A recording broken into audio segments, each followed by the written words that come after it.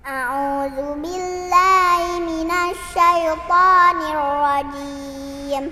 Bismillahirrahmanirrahim. Ya ayyuhan nabiyyu idza talaqtumun nisaa fatalliquhunna li'iddatihinna wa ahsul 'iddah wattaqullaha rabbakum la tukhrijuhunna min buyutihinna wa la yakhrujna illa an ya'tina bifahishatin mubayyinah wa tilka hududullah wa man yata'adda hududallahi faqad zalama nafsah la tadri la'alla Allah yuhdisu ba'da zalika amra fa idza balagna ajalahunna fa'amsikuhunna bima'rufin aw farikuhunna bima'rufin wa ashhidu zawai 'adlin wa aqimus syahadata lillah dzalikum yu'adzu bihi man kana yu'minu billahi wal yawmil akhir wa may yattaqillaha yaj'al lahu makhraja wa yarzuqhu min haitsu la yahtasib wa may yatawakkal 'ala Allahi fahuwa hasbuh innallaha balighu amrih qad ja'ala Allahu likulli syai'in qadra wallai ya'isna minal mahidi min nisaikum inirtabtum fa'iddatuhunna salasatu ashhurin wallai lam yahid wa ulatul ahmali ajaluhunna ay yad'ana hamlahun wa may yattaqillaha yaj'al lahu min amrihi yusra. Shadaqallahul azim.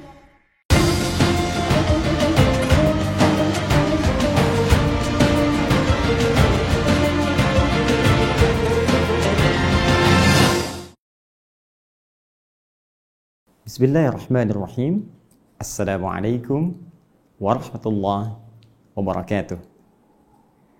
Alhamdulillahi rabbil alamin. Wassalatu wassalamu ala rasulillahil karim Sayyidina Muhammadin wa ala alihi wa sahbihi wa dhurriyyatihi wa ummatihi ila yaumiddin.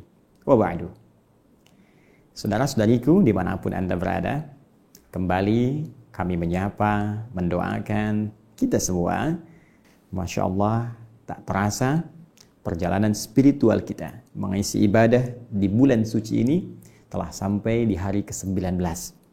Dan tentunya ini menjadikan kita semakin bersemangat untuk menunaikan ibadah dan juga optimis untuk selalu bermohon kepada Allah Subhanahu wa taala, setidaknya dengan dua hal utama.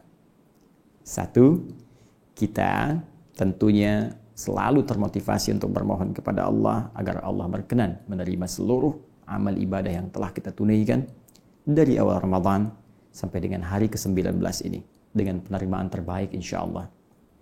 Dan yang kedua, ini tidak kalah penting untuk bermohon kepada Allah Subhanahu wa taala agar Allah berkenan mengampuni seluruh dosa-dosa kita dari mulai kita baligh hingga saat ini. Dan semoga dengan itu semua rahmat Allah diturunkan kepada kita, hidup dalam keadaan yang nyaman dan baik, serta pulang dalam keadaan tenang dan meraih status terhormat saat kembali kepada Allah Subhanahu wa taala. Di antara ikhtiar kita untuk mewujudkan itu, kita akan coba lanjutkan bahasan kita dengan meraih satu momentum kemuliaan yang hanya hadir di satu malam di bulan Ramadan.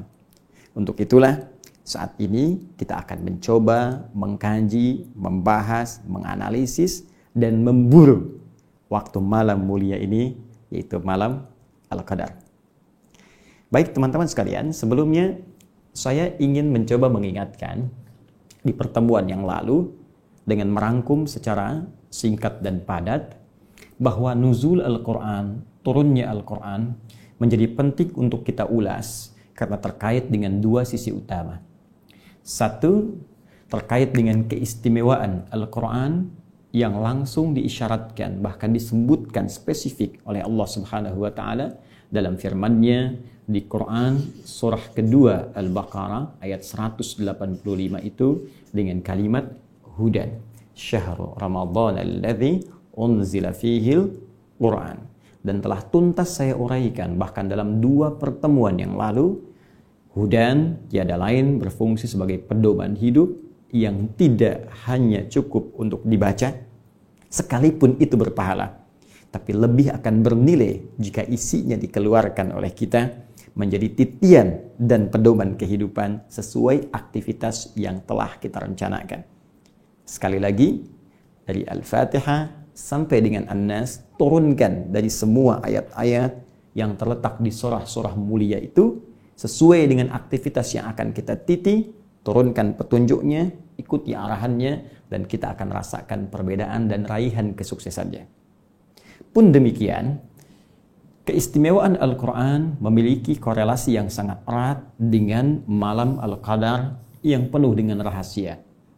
Ada banyak rahasia yang terkait dengan malam Al-Qadar, yang diantara rahasia terbesarnya adalah terkait dengan alur kehidupan kita, masiratul hayat, yang telah ditetapkan oleh Allah Subhanahu wa Ta'ala dengan pengetahuan Allah yang sangat sempurna, baik sebelum itu dialami, sedang dilalui, ataupun akan kemudian kita dapati. Allah mengetahui dan telah tuntas saya uraikan di pertemuan yang ke-18 edisi kemarin. Baik, dan kita pula telah temukan korelasi antara keistimewaan Al-Quran dengan rahasia Al-Qadar ini, bahwa dalam rangka meniti alur kehidupan kita, mustahil kita berjalan melalui hidup tanpa petunjuk. Bahkan dalam hal yang simpel saja, untuk sekedar kita pergi ke tempat tujuan. Saya dari Bekasi ingin ke Semarang, tidak punya petunjuk arahnya, akan sulit sampai ke tujuan. Bahkan mungkin boleh jadi diduga akan tersesat di perjalanan. Entah itu bisa mampir ke satu tempat atau tergoda oleh suara-suara yang datang. Ada suara tukang es krim, ada suara tukang somai, ada suara tukang nasi goreng. Ya, mungkin saja membuat perjalanan kita terlambat dan sulit sampai ke tujuan. Baik teman-teman sekalian, untuk itu kehidupan yang lebih kompleks, baik sebagai pribadi, sebagai suami, sebagai istri, ayah, ibu, ya, keluarga besar, karyawan, dan seterusnya, kita memiliki tuntutan untuk menjalani kehidupan itu dengan penuh kemudahan. Karena itulah kita butuh pedoman, dan disinilah korelasinya lahir antara Al-Qadar dengan Al-Quran. Qadar kita telah diatur, dan hudan petunjuk Al-Quran menjadi cara terbaik untuk menjadi acuan dalam menjalani alur kehidupan ini. Rumus ini bila kita ingin turunkan dalam konteks pemberian, hudan ini sifatnya pedomannya, pemberiannya kata kerjanya disebut dengan hada. Ya, hada, sering kita katakan hadanallahu wa iyyakum. Semoga Allah memberikan hudan kepada kita dan Anda semua. Hada. Sedangkan qadar, kalau kita ingin jadikan dalam bentuk kata kerja bersifat pemberian, memberikan alur kehidupan untuk kita lalui dan memberikan peran kepada kita untuk berikhtiar dari sebagian alur hidup yang kita akan lalui, maka bahasa Arabnya kita katakan qaddara, yuqaddiru, qaddar. Antara qaddara dan hada, relasi ini dipertemukan langsung oleh Al-Quran dalam firman Allah di Quran surah Al-A'la, surah ke-87 itu. Ya. Di ayat yang ketiga, ketika Allah berfirman, Walladzi qaddara fahada. Walladzi qaddara, dialah Allah yang telah menetapkan alur kehidupan kita dan mengetahui jalannya. Fahada, namun tidak membiarkan kita tersesat menjalaninya. namun memberikan pedoman kehidupan untuk mudah kita menjalani alur kehidupan yang kita titi, yaitu lewat Al-Quranul Karim. Nah, ada yang lebih menarik dari sini untuk kita kaji dalam pertemuan edisi ke-19 ini, yaitu turunan dari keistimewaan Al-Qadar yang tidak hanya mengandung rahasia yang telah kita uraikan korelasinya dengan Al-Quran di pertemuan yang lalu. Bila kita ingin mencoba turunkan beberapa keistimewaan malam Al-Qadar sehingga menjadi seperti yang kita lihat, ternyata tidak hanya ada korelasi dengan Al-Quran yang sangat indah menjadi pedoman dari inti kehidupan, tapi juga melahirkan keistimewaan yang hanya ditemukan di satu malam ini. Jadi kalau Anda cari di malam-malam lain selain Ramadan, teman-teman sekalian, maka kita tidak akan pernah mendapatinya dan mustahil akan menemukannya. Nah, karena itu, mari kita lihat di antara keistimewaannya, Allah menjanjikan pahala yang sangat melimpah. Bahkan dalam konteks ini, langsung diturunkan satu surah, di surah 97 itu, yang kemarin kita tuntaskan. Di ayat, teman-teman sekalian, yang keduanya, ketika Allah katakan, ayat pertama, Inna anzalnahu fi lailatul qadar. Wa ma adraka ma lailatul qadar. Di ayat keduanya Allah mengajak kita untuk mencari pengetahuan, menantang kita. Tahukah engkau apa keistimewaan malam Al-Qadar itu? Maka diteruskan ayat selanjutnya, Lailatul Qadri khairum min alfi syahr. Masya Allah, di malam Al-Qadar itu Allah berikan limpahan pahala yang luar biasa, lebih daripada 1000 bulan. Kemarin saya tuntaskan setidaknya senilai dengan kurang lebih 83 tahun. Baca Al-Quran senilai 83 tahun. Ya, salat senilai 83 tahun. Setidaknya demikian. Demikian pula kita dapati peluang dosa diampuni. Bahkan jelas dalam lisan Nabi SAW ketika Nabi mengajarkan kepada kita dalam hadis sahih riwayat Al-Bukhari dan Al-Imam Muslim. Man yaqum, riwayat lain, man qama lailatul qadri imanan wa ihtisaban ghufira lahu ma taqaddama min dhanbi. Siapa yang bisa bangkit mendapati malam Al-Qadar, menunaikan ibadah, salat di dalamnya, maka ia jika menunaikannya dengan penuh keikhlasan dan kekuatan iman, berpeluang diampuni semua dosa-dosa yang pernah ia kerjakan sejak mulai balik sampai detik dia beribadah itu. Allahu akbar. Malam Al-Qadar. Demikian pula ada peluang doa-doa dikabulkan karena malaikat itu begitu mereka berlomba untuk turun ke bumi. Sampai-sampai malaikat Jibril alaihissalam Ruhul Amin ikut turun. Ya, bukankah jelas kalimat yang disampaikan dalam firman Allah Subhanahu wa taala, "Tanazzalul malaikatu warruhu fiha." Malaikat-malaikat turun. Banyak sampai Ruhul Amin malaikat Jibril pun turun. Dan penyertaan malaikat saat turun terhadap orang-orang yang tengah ibadah menghidupkan malam itu, salah satu konsekuensinya banyak narasi dalam hadis menyebutkan adalah mengaminkan doa-doa yang dibohonkan. Bukankah ketika orang sholat, ya, yang sebelumnya Nabi menyampaikan hadis tentang orang sholat di malam Al-Qadar, bukankah ada redaksi hadis Nabi SAW ketika seseorang kemudian membaca Al-Fatihah kemudian amin, man wafaqa ta'minuhu ta'minal malaika ghufira lahu ma taqaddama min dhanbi. Siapa yang aminnya bersamaan dengan aminnya malaikat, artinya Pak, ketika seseorang mengucapkan amin, malaikat mengatakan amin. Bukankah Al-Fatihah bagian dari doa? Ya kan? Di hadis yang lain ketika Nabi menyampaikan tentang keutamaan Al-Fatihah sampai berkata dalam hadis qudsi, ya qala Allahu jalla wa ala, ya qasamtu shalah baini wa baina abdi, saya bagi salat itu dua bagian antara hak aku dan hak hambaku, kewajibanku dan kewajiban hambaku, wali abdi ma sa'al. Kalau hambaku benar dalam menunaikan inti salatnya ini, ya apapun yang ia minta aku kabulkan. Apa redaksi selanjutnya? Idza qala al-'abdu alhamdulillahi rabbil alamin. Sampai ke iyyaka na'budu wa iyyaka nasta'in. Jika hambaku mengucapkan alhamdulillahi rabbil alamin, dijawab oleh Allah, hamadani 'abdi. Mengucapkan ar-rahmanir rahim, dijawab oleh Allah, athna 'alayya 'abdi. Mengucapkan maliki yaumiddin, dijawab oleh Allah, majjadani 'abdi. Ketika mengucapkan iyyaka na'budu wa iyyaka nasta'in, apa jawab Allah? Hadza baini wa baina 'abdi wa li 'abdi ma sa'al. Ini perjanjian antara aku dan hambaku. Kalau hambaku benar sampai bacaan ini salatnya, apapun yang dia minta aku akan kabulkan. Saat dia mengucapkan amin, malaikat amin, bonus dapat. Ya, Anda berdoa, Samping malaikat, Anda berdoa kata malaikat, amin, amin, amin, amin. Peluang banyak bisa diraih dan kesempatan ini tidak akan terulang. Hadir ketentraman. Jelas, nasnya langsung dari Al-Quran di penutup surah Al-Qadar. Salam.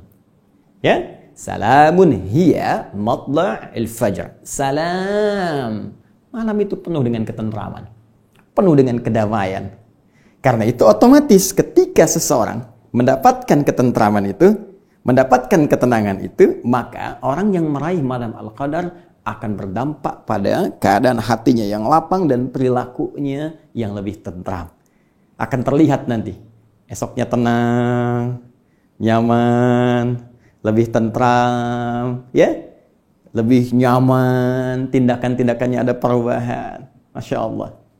Dan di antara yang terakhir, lahir kemuliaan yang diberikan oleh Allah Subhanahu wa Ta'ala, seperti diisyaratkan di Quran surah ke-44 itu, ya, Quran surah ke-44 Ad-Dukhan, ya, di ayat yang ketiga, mushaf standar di halaman 496, baris yang pertama. Inna anzalnahu fi lailatin mubarakah. Ya, sungguh kami telah turunkan Al-Quran itu di malam yang penuh keberkahan, malam yang penuh kemuliaan. Jadi orang yang mendapati malam itu, dia mendapatkan keberkahan, kemuliaan dan limpahan kebaikan dari Allah Subhanahu wa Ta'ala. Malam Al-Qadar. Hanya di waktu ini, tak berulang di waktu-waktu lainnya. Karena itulah kemudian menjadi penting malam ini untuk kita buru. Sehingga kita tuangkan dalam tema materi kita saat ini, memburu malam Al-Qadar. Baik, jika kita ingin katakan, ya Allah, saya ingin meraihnya. Ya Rasulullah, saya ingin memburunya. Maka kapan itu terjadi? Kemudian bagaimana saya menyikapinya? Amal apa yang harus saya lakukan? Jika doa dikabulkan, apa yang harus saya minta? Dari tiga persoalan ini, dari tiga pertanyaan ini, kita turunkan menjadi inti bahasan kita dalam 3 poin utama. Kapan waktunya malam Al-Qadar? Amal apa yang mesti kita kerjakan jika bersamaan kita dapat di malam itu? Dan doa apa yang paling utama yang harus kita mohonkan jikalau kita dengan izin Allah mendapati momentum yang dimaksudkan? Baik, secara cepat mohon izin saya bukakan untuk slide selanjutnya di flip chart yang kita bisa simak bersama. Bismillah. Kita mulai dengan bagian pertama. Waktu Lailatul Qadar. Memburu waktu malam Al-Qadar. Kapan itu terjadi? Karena malam ini, momentum mulia ini diisyaratkan oleh Al-Quran hanya bersumber dari keterangan Allah Subhanahu wa Ta'ala lewat firman-Nya, Inna anzalnahu fi lailatul qadar. Sungguh kami telah turunkan Al-Quran itu dengan segala keagungan kami dan segala kemuliaan Al-Quran di malam Al-Qadar. Karena sumbernya disampaikan oleh Allah, maka kita harus mencoba mencari keterangan yang bersumber dari firman Allah, yaitu Al-Quranul Karim. Baik, di sini kita pentingnya melihat dalam narasi Al-Quran seperti apa isyarat malam Al-Qadar itu terkait dengan turunnya Al-Quran diinformasikan kepada kita. Setelah itu, kita lihat bagaimana penjelas, penafsir Al-Quran yang langsung ditunjuk oleh Allah Subhanahu wa Ta'ala, yaitu Nabi Muhammad SAW dalam hadis-hadis beliau menerangkan kepada kita tentang isyarat Al-Quran terkait waktu dimaksud. Mari kita cepat untuk melihat narasi Al-Quran terkait dengan turunnya Al-Quran. Teman-teman sekalian, malam Al-Qadar dikaitkan erat oleh Allah Subhanahu wa Ta'ala dengan peristiwa turunnya Al-Quran. Ketika Al-Quran diturunkan bersamaan dengan malam Al-Qadar. Sedangkan redaksi turunnya Al-Quran itu setidaknya diungkapkan oleh Al-Quran dengan 2 diksi utama.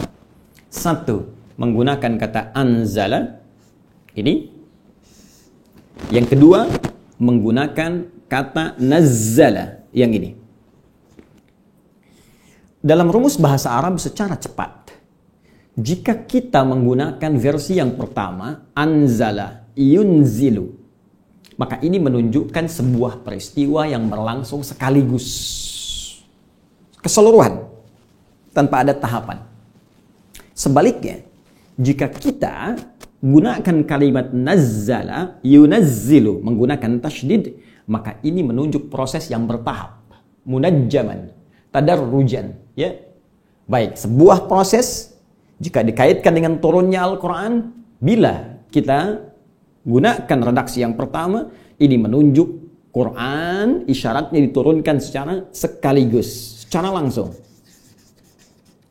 Jika kita menunjuk pada redaksi yang kedua, nazzala, maka ini menunjuk turunnya Al-Quran secara bertahap, berproses. Dan ulama sepakat bahwa tahapan penurunan Al-Quran yang berlangsung secara berproses itu, itulah tahapan yang diturunkan kepada Nabi Muhammad SAW. Sejak mulai periode Iqra berlangsung di Gua Hira itu, ya, pada tanggal 21 Ramadan. Ya, Syekh Safiyur Rahman Al-Mubarakfuri, ya, dalam kitabnya Ar-Rahiqul Makhtum menghimpun dengan sangat indah keterangan ini. Kata beliau, proses terjadinya turun wahyu kepada Nabi Muhammad SAW secara bertahap diawali dalam usia beliau 40 tahun, ya, kemudian 6 bulan, kemudian 12 hari. Ini dalam perhitungan Hijriyah. Nah, ini menarik sekali karena nanti di hadis riwayat Muslim,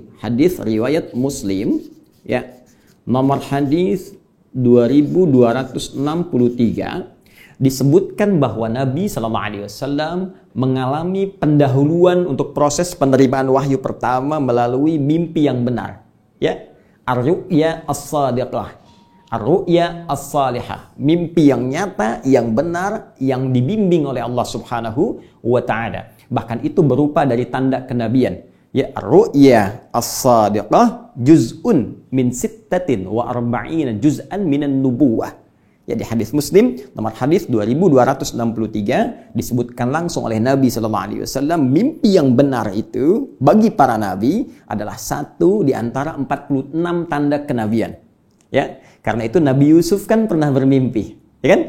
Nabi Ibrahim bermimpi menyembelih putranya Ismail alaihissalam. Nabi Yusuf melihat, ya kan, matahari, bulan, dan 11 bintang sujud hormat di hadapannya. Bermula dari mimpi, tanda kenabian.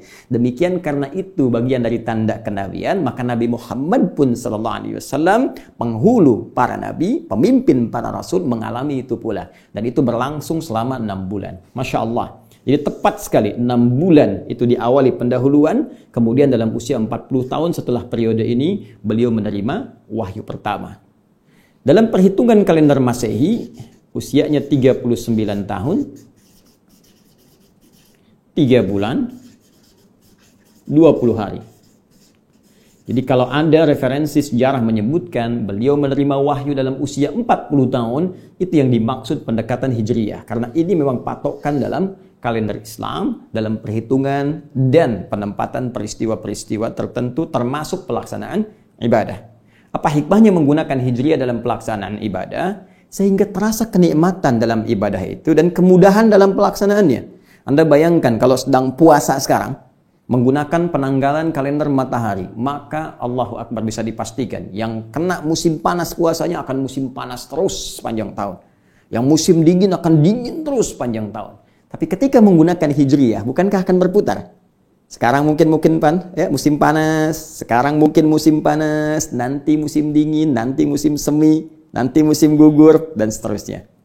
Tapi kita tidak bicara tentang itu. Kita akan fokus bahwa narasi yang menggunakan diksi nazzala dalam konteks penurunan Al-Quran itu diturunkan kepada Rasulullah SAW secara bertahap. Sejak mulai usia 40 tahun, 6 bulan 12 hari, kurang lebih selama 23 tahun. 13 tahun selama di Mekah itu, dan 10 tahun selama di Al-Madinah Al-Munawwarah. Redaksi ini kita temukan misal di Quran surah ketiga Ali Imran di ayat yang ketiga. Ya, di halaman 50 di mushaf sebelah kiri baris pertama. Allah langsung mengatakan nazzala 'alaikal kitaba bil haqq. Nazzala 'alaikal kitaba bil haqq. Ya, Allah telah menurunkan kepada Muhammad sallallahu alaihi wasallam Al-Qur'an secara berproses, bertahap, dengan cara yang benar, ya kan? Dengan sumber yang nyata, dengan hukum-hukum yang benar. Baik, apa hikmah diturunkan secara bertahap itu kepada Nabi? Dijawab di Quran surah ke-25 Al-Furqan ayat 32. Ya, kadzalika linutsabbita bihi fuadak warattalnahu tartila. Demikian supaya kami memantapkan ayat yang diturunkan itu menghunjam pada jiwamu. Ya, bayangkan kalau diturunkan sekaligus.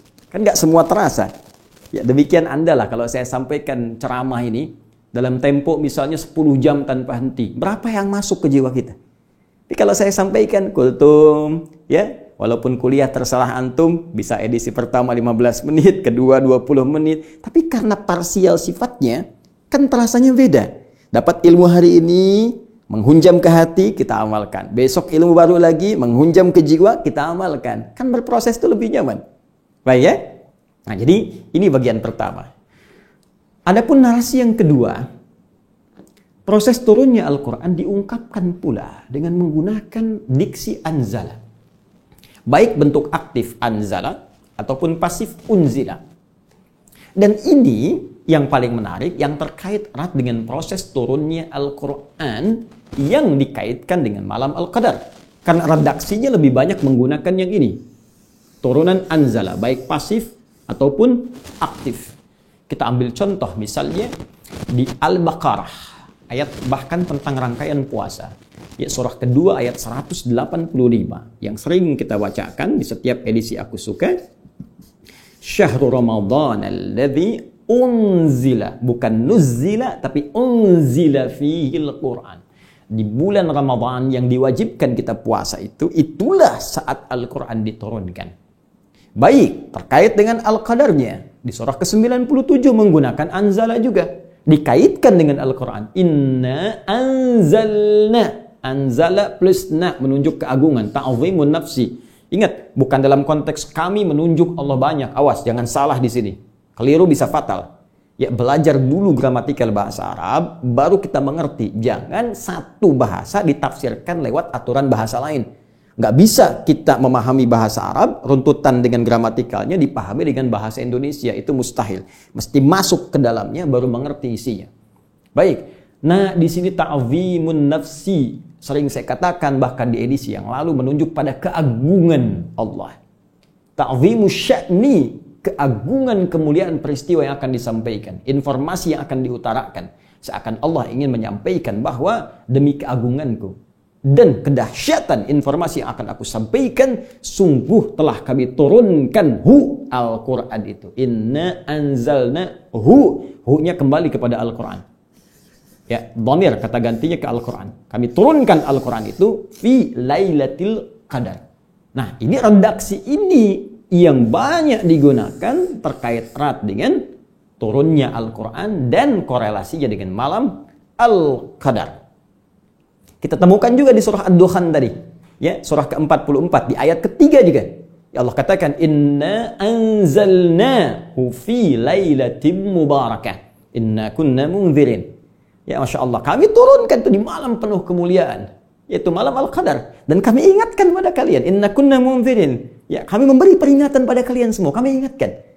Ya, ada sesuatu yang penting sampai Allah ingatkan kita semua tentang peran Al-Quran dalam kehidupan, tentang keistimewaan malam Al-Qadar. Baik, karena redaksi anzala menunjuk proses Quran turun sekaligus, maka apa yang dimaksud di sini? Disinilah pentingnya kita merujuk pendapat para ulama yang disebut oleh Nabi sebagai pewaris para nabi. Hadis riwayat Ibnu Majah nomor hadis 223, rawinya cari sahabat Abu Darda radhiyallahu taala anhu. Hadisnya cukup panjang, dimulai dengan man salaka tariqan yaltamisu fihi ilma sahala lahu tariqan ilal jannah sampai ke kalimat wa innal ulama'a warathatul anbiya. Dan sungguh para ulama itu pewarisnya para nabi. Wa innal anbiya lam yurithu dirhaman wala dinaran walakinnahum awrathul ilma atau warathul ilma. Dan para nabi tidak pernah mewariskan dirham dan dinar, tapi mewariskan pengetahuan. Karena itu penting kita melacak pengetahuan dari para ulama yang bahkan sanadnya tersambung pada Rasulullah SAW. Saking dahsyatnya dan pentingnya ini, Imam Muslim sampai membuat satu bab khusus di hadis Muslim jilid pertamanya Di halaman 119 itu tentang babul isnad minad din. Pentingnya sanad, urutan-urutan informasi, transmisi pengetahuan sampai ke Nabi yang disampaikan ulama kita. Pentingnya itu semua dalam memahami tuntunan-tuntunan dalam agama, syariat Islam kita. Maka teman-teman sekalian, para ulama menyampaikan redaksi ini, anzala, yang menunjukkan turunnya sekaligus bukan menunjuk pada peristiwa saat diturunkannya Al-Quran secara bertahap pada Nabi Muhammad. Walaupun itu diketahui tanggal 21 Ramadan. Tadi yang saya utarakan. Ya, 21 Ramadan di hari Senin. Ya, jadi ini turun hari Senin peristiwanya 21 Ramadan. Sedangkan yang ini yang dimaksudkan turunnya Al-Quran dari Lauh Mahfuz. Tingkat tertinggi ke Baitul Izzah. Sama'id dunya, ke langit dunia. Jadi belum turun ke bumi. Ya. Jadi turun ke langit yang langsung langit itu berbatasan dengan dunia. Belum turun, ya. Belum sampai ke buminya. Kalau kita urutkan nanti keterangan-keterangan dalam Al-Quran dan hadis, ada berlapis-lapis ke langit ya, menuju sampai ke arsy yang paling tinggi. Wallahu a'lam seperti apa, tapi nanti saat kita berpulang, saat meninggal dunia, itu akan tampak kita saat kembali pada Allah Subhanahu wa taala. Kalau Anda ingin belajar lebih jauh dan waktu kita nanti masih panjang, dalam kesempatan yang lain kita akan belajar tentang peristiwa Isra dan Mi'raj Nabi sallallahu alaihi wasallam. Bagaimana di langit pertama bertemu dengan Nabi Adam alaihissalam, langit kedua, langit ketiga, sampai di langit ketujuh, kemudian menerima perintah dari Allah Subhanahu wa taala. Jadi dari Lauh Mahfuz sampai ke Baitul Izzah. Ya, di surah Al-Buruj dalil tentang Lauh Mahfuz. Fi Lauhim Mahfuz, diturunkan ke dalam Baitul Izzah. Ini untuk diumumkan saking dahsyatnya Al-Quran, pentingnya Al-Quran, diumumkan bukan hanya kepada penduduk bumi, Allah umumkan kepada seluruh penghuni langit. Ini maksud hikmahnya. Jadi dari tahap tertinggi diturunkan, malaikat yang ada memikul arsy tahu, malaikat di langit yang ke-6 tahu, langit ke-5 tahu, sampai ke sama'id dunya, semua yang bertugas diumumkan oleh Allah. Al-Quran akan turun sebagai alur kehidupan manusia. Sekaligus menunjukkan pengetahuan Allah Subhanahu wa taala pada peristiwa yang belum terjadi. Nanti ada yang akan bertanya tentang hukum khamar, yas'alunaka 'anil khamri. Kejadiannya kan baru nanti di zaman syariat. Ya kan? Saat disampaikan pada Nabi. Tapi Allah ingin memberikan pengetahuan kepada seluruh malaikat bahwa Allah Maha mengetahui tentang semua peristiwa. Ini alur kehidupan manusia. Bagaimana nanti manusia berproses. Ini petunjuk-petunjuknya. Ini saking dahsyatnya Al-Quran. Jangankan ahlu bumi. Kata Allah, semua ahlu sama, ahlu langit mesti mengetahuinya. Jadi sebelum disampaikan pada Nabi Muhammad, disampaikan dulu pada seluruh penghuni langit, sekaligus menunjukkan status tingginya Rasulullah SAW. Jadi Anda bayangkan, penghuni langit menghormati Nabi Muhammad SAW. Kenapa anak bumi yang wafat di telan tanah lantas tega mencela beliau? Bahkan seorang non-muslim pun menempatkan beliau dalam urutan pertama manusia paling berpengaruh. Yang penuh dengan kelembutan, yang sangat perhatian. Tiba-tiba ada orang entah datang dari mana menyoal beliau. Yang orang ini pun belum tentu jelas segala kebaikannya. Baik, kembalikan ke sini teman-teman sekalian. Jadi ini, jika disebutkan proses ini berlangsung secara sekaligus, maka yang dimaksudkan adalah turunnya Al-Quran dari Lauh Mahfuz ke Baitul Izzah. Sekarang kapan waktunya? Cari lagi di Al-Quran. Karena sumbernya di sini kan? Baik, peristiwa ini kita akan bisa lihat waktunya jika kita keluarkan kata ini pula. Anzala. Cari kembali. Kita temukan di antara yang paling spesifik, dan ini pendapat sementara ulama pula, ada di Quran surah ke-8. Al-Anfal. Kalau kita temukan di ayat ke-41, paling kiri, sebelah atas, di pertengahan. Di halaman 182,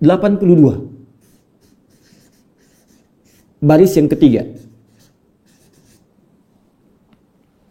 Allah berfirman, "Wa ma anzalna ala abdina yaumal furqani yaumal taqal jam'an."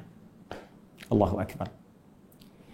Wa ma anzalna, dan terhadap apa yang telah kami turunkan, anzala secara sekaligus. Yaumal furqani, pada hari pembeda. Yaumal taqal jam'ani, Apa yang berbeda itu ketika bertemu dua pasukan yang beda. Satu pasukan iman dikomandoi Nabi Muhammad SAW. Satu pasukan ingkar dikomandoi Abu Jahal. Kapan bertemu Nabi Muhammad dan Abu Jahal dalam peperangan yang dahsyat itu? Perang Badar. Kapan terjadinya? Hari Jumat 17 Ramadan. Allahu Akbar. 17 Ramadan. La haula wala quwata illa billahil aliyil azim. Jumat. Jadi kalau kita ingin batasi peristiwa diturunkannya Al-Quran secara sekaligus dari Lauh Mahfuz ke langit dunia, Baitul Izzah, terjadinya di hari yang paling mulia, yaitu Jumat. Karena Al-Qurannya mulia, harinya mesti mulia. Di bulan yang mulia, yaitu Ramadan. Baik. Di waktu yang mulia, sehingga ditampakkan kemuliaannya. Tandanya apa? Bertemu dua pasukan. 17 Ramadan. Allahu Akbar. Ya, di tanggal 17, di bulan Ramadan, di hari Jumat. Dan kalau saya lompat sedikit, berbahagianya kita Indonesia, kita merdeka pun di hari Jumat. Di bulan Ramadan.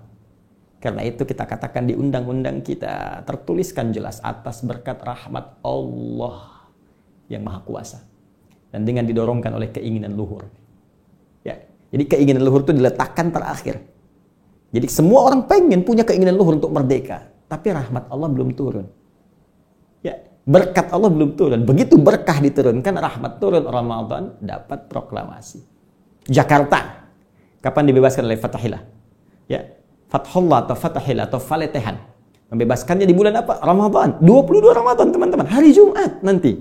Ya, baik. Untuk Ramadan tahun ini, Jumat bertepatan. Ya, 22 Ramadan. Bertepatan dengan 22 Juni itu, 1527. Ya, ini sekedar pengetahuan saja. Saya ingin menunjukkan bahwa ketika Allah memberikan kemuliaan-kemuliaan seringkali bertepatan dengan Ramadan. Al-Quran itu mulia yang paling utama. Turunnya Ramadan, bulannya bulan Ramadan, harinya Jumat. Bersamaan dengan momentum Perang Badar. Nah, tapi apakah kita bisa simpulkan bahwa Lailatul Qadar terjadi di tanggal 17? Apakah kita bisa simpulkan setiap Ramadan tanggal 17 akan tiba? 17. Maka cari di malam yang ke-17. Ternyata teman-teman, pemahamannya tidak sesederhana itu. Karena setiap kita akan pahami Al-Quran, kita harus merujuk pada penafsir terbaik yang langsung ditunjuk oleh Allah. Lebih otoritatif. Kita siapa? Ini Nabi langsung ditunjuk Allah. Ini Rasulullah, manusia terbaik. Maka kita lihat bagaimana Nabi SAW memberikan penjelasannya. Lacak dalam kitab-kitab hadis. Di Al-Bukhari, nomor hadis 2020. Tersebut juga di hadis Muslim. Nomor hadis 1169. Dan ini saya sudah cek. Ya, cek langsung redaksi hadisnya. Dilihat penomorannya, juga rawinya dari Sayyidah Aisyah radhiyallahu taala anha, ibunda kita semua, Ummul Mukminin. Ya, apa redaksi nabinya? Taharru Lailatul Qadri fil ashril awakhir, bima ma'na.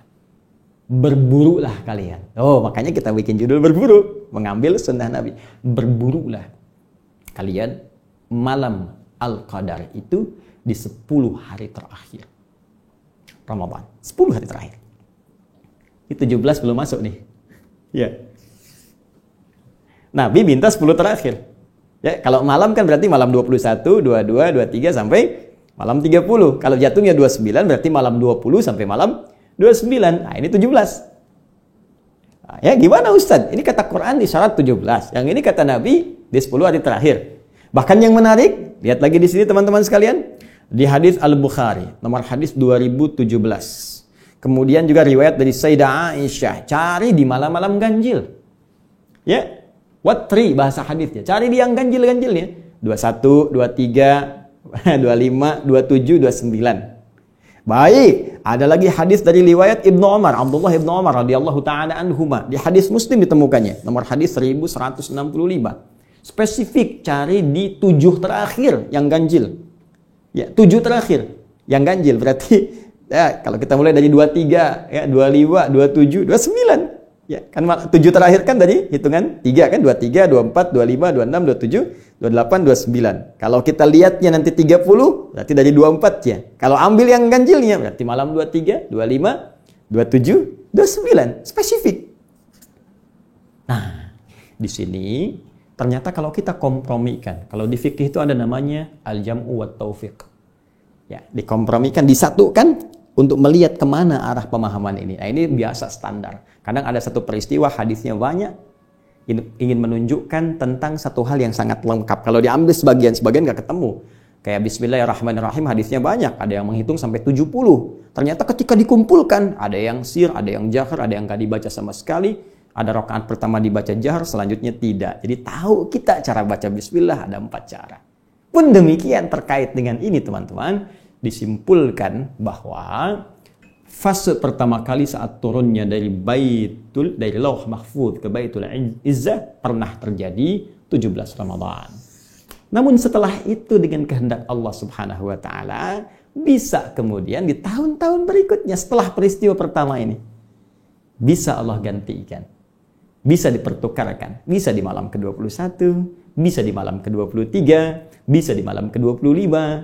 Bahkan dalam riwayat Nabi Sallallahu Alaihi Wasallam pernah aku ditunjukkan waktunya, diberi tandanya, cuma kemudian setelah terbangun dibuat lupa tanggalnya, hanya diberikan tanda-tandanya. Jadi kesimpulannya, ketika Nabi Sallallahu Alaihi Wasallam memberikan gambaran seperti ini, cepat berburu. Bahkan di riwayat lain kencangkan ikat pinggangmu, lebih semangat lagi. Ini menunjukkan memang mahal malam Al-Qadar itu. Kalau murah langsung ditunjukkan. Tapi karena mahal, semua kita diminta berusaha. Coba lihat kompetisi. Kalau hadiahnya mahal kan kompetisinya berat. Kalau cuma power bank, mungkin dia kompetisinya ringan gitu. Tapi karena ini hadiahnya ampunan dosa, hadiahnya rahmat, pahala berlipat, dibikin mahal. Nggak ditampakkan oleh Allah, dibuat kita berlomba sekencang mungkin. Dan bukankah perlombaan semakin kuat di lap-lap terakhir? Orang kalau maraton, balap sepeda, balap mobil, balap motor, pasti lap terakhir makin kencang. Karena itulah untuk mensupport kita, ini kadang karena Ramadan jadi aneh. Kenapa jadi aneh? Awal-awal tuh orang makin kencang, penuh tempat ibadah, semangat. Kekinian, pertengahan, akhir, jadi seperti ilmu. Al-ilmu nurun. Ilmunya berkurang, nurun. Sekarang terjemahan cahaya dulu jadi nurun, berkurang. Ya. Ini semangat nurun untuk dimotivasi itu, kata Nabi. Coba cari di 10 terakhir. Membuat kita semangat lagi. Dan Nabi kalau sudah menyampaikan petunjuk Allah, wa may yantiqu 'anil hawa in huwa illa wahyun yuha. Kalau Nabi sudah memberikan isyarat, berarti langsung dari Allah infonya. Ditempatkan di akhir supaya kita lebih semangat lagi. Intinya kalau mau dapat, gampang. Ikuti isyarat Nabi secara lebih kuat di 10 hari terakhir nanti. Mulai besok atau mungkin lusa bagi sebagian tempat, kita masuk ini paling gampangnya gini. Paling gampang, setiap malamnya bangun. Kalau nggak mau ketinggalan. Itu aja. Itu paling cepat. Berburu paling cepat malam Al-Qadar, menyontoh Nabi. Apa yang dikerjakan Nabi? Setiap malamnya dihidupkan. Malamnya dihidupkan. Itu paling gampang. Kapan waktunya? Dari mulai ba'da Isya sampai menjelang fajar. Seperti yang pernah saya uraikan dalam kesempatan sebelumnya. Ya, salamun kuncinya, clue-nya lihat. Hiya, malam Al-Qadar itu hatta matla'il fajar, terbentang dari malam sampai menjelang fajar. Maka usahakan walaupun mungkin sekejap saja, 15 menit, 30 menit, demi Allah, demi perjuangan hidup kita. Sayang, cuma sekali. Belum tentu ketemu lagi. Bangun. Walaupun cuma 15 menit, pasang alarm. Silahkan. Ada yang jam 2, ada yang jam 3. Ada yang mulai dari ba'da Isya setelah tarawih. Siangnya dia istirahat, malamnya dia buru itu supaya bisa fresh bangun. Ada yang mungkin masih bekerja, ya WFH di rumah, siang masih beraktivitas, malam sebagian malamnya bangun. Kalau nggak bisa diambil semua, jangan tinggalkan keseluruhannya. Ambil sebagian malamnya, itu nasihat saya.